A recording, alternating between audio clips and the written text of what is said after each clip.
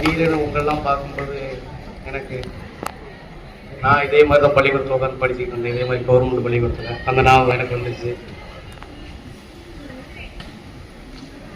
எப்போதும் நான் பின்னாடி தான் உட்காந்துருப்போம். அப்போ எல்லா ஆசிரியரும் சொல்லுவாங்க, பின்னாடி உட்காந்து சத்தம் போடுறாங்க, சண்டை போடுறாங்க, முன்னாடி உட்காந்து நல்லா படிக்கிற பசங்க அப்படின்னு சொல்லுவாங்க. ஆனால் கடைசியில் இப்போ பார்த்தா முன்னாடி உட்காந்தவங்க அப்படியே இருக்காங்க.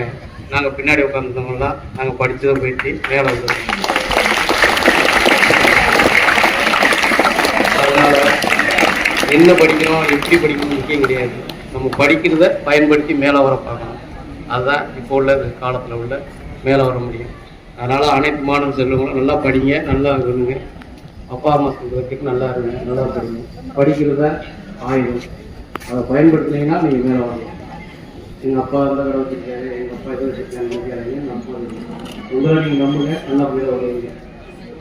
எனக்கு நேரம் இல்லாதனால நான் செல்ல வேண்டியிருப்பா, முடிச்சுட்டு 100 நாள் வந்தேன்னா நல்லா இருப்பேன். நன்றி, வணக்கம்.